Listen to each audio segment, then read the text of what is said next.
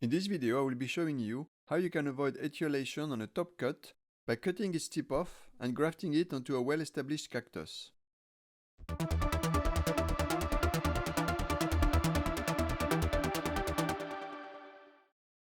Here the cutting is a monstrous pacanoy that was given to me by my good friend Curiel, but of course the method shown in this video would also apply to any other Trichocereus species or strain. Although this is an attractive cutting, its short length makes it very likely to etiolate. Etiolating, if you didn't know, means the tip starts growing narrower than the rest of the plant. This is obviously not desirable, as it's always better to have a fatter plant, which will look better, grow faster, and often flourish sooner.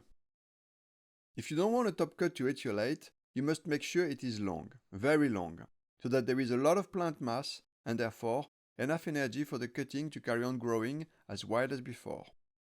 The cutting doesn't have roots yet, which means the supply of nutrients will be cut off, and the cactus will solely rely on its plant mass to feed the growth at the tip. If there is a lot of plant mass, there will be enough stored nutrients to feed the growing tip. On a full-width adult cutting like the one you see on the picture, you probably need 3 to 5 feet of length to avoid etiolation, which is 1 meter to 1.5 meters. With 3 feet of length, it may or may not etiolate. But if it does etiolate, that should be mild. On the other hand, with 5 feet of length, it is very unlikely that it will etiolate. This cutting is quite narrow. It's only 2 inches wide. Therefore, the length needed for the cactus not to etiolate will be less, as it depends on the width to length ratio. I imagine that this cutting would have to be about 2 feet long in order to avoid etiolation. Maybe there would be some etiolation, but that would be mild. To be sure to avoid etiolation altogether, I think this cutting will need to measure about 3 feet. Having said this, you don't always get the length that you want, as sellers often sell shorter cuttings, which are much easier to pack and ship. So what if you get a shorter top cut like this one? Is etiolation inevitable? Well, yes and no. Yes if you leave it as is, but no if you actually perform a graft. The idea of this video would be to cut off the tip from the plant and graft it onto another plant. You want to graft the tip on an already rooted adult plant, preferably one that grows fast. Here I am using Cerdagnola A1, since it is a fairly fat strain of pacanoy, and also it grows pretty fast. Fat and fast are ideal requirements for grafting. If you are in the US or Canada, you can use the PC cactus as stock. I have dedicated a video to the PC, so check it out if you are not familiar with it.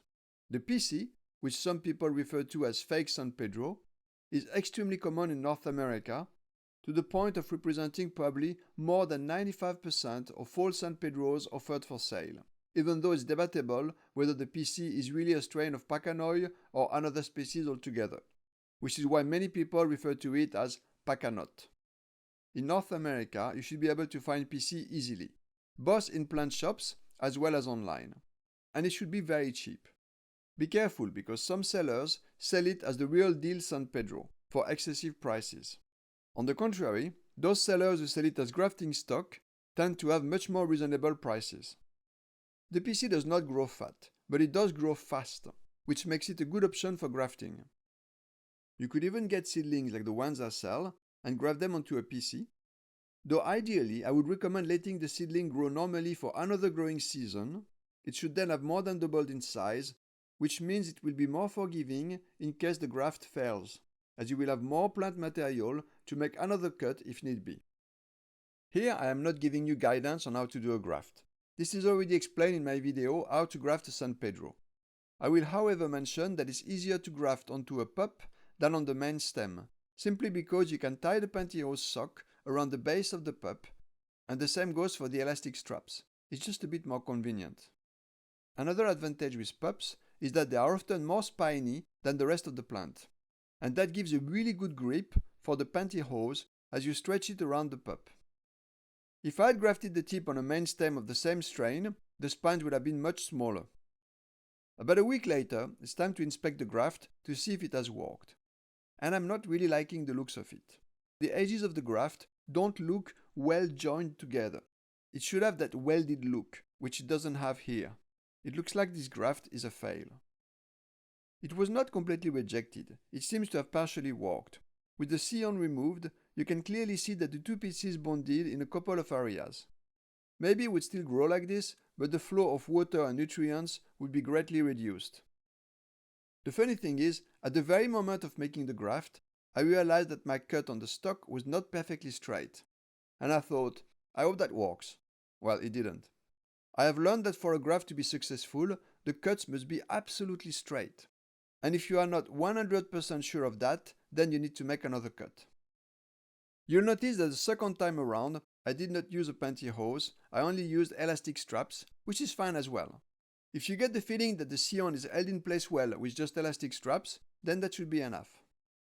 All you've seen in this video so far was filmed last June. Now, a few months later, let's take a look at the plant, and as you can see, the graft has worked.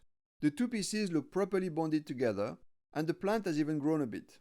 No etiolation whatsoever.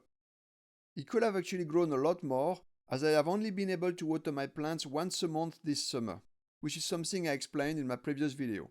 Thanks to the graft, I'm hoping to be able to turn this small cutting onto a large flowering cactus in less time than it would have taken me otherwise, as I would really love to produce seeds with it.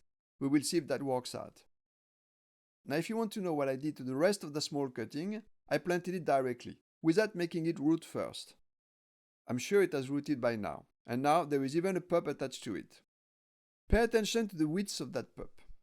If I had not performed any graft, the width of the new growth would be as narrow as that pup, which means that yes, it would have etiolated. Now let's compare the two plants side to side. As you can see, the width of the new growth on the grafted tip matches the width of the old original piece. So by doing that graft, we kept the plant growing with the same width that it had before. I hope you enjoyed this video. If you want to buy some of the hand-pollinated seeds that I produced myself, or seedlings grown from the same seeds, please email me and I will reply with information, prices and photos. My email address is in the description of this video, but I will also make it appear on the screen now. And when you email me, please mention your country. All for now, thanks for watching, and I will see you soon with more videos.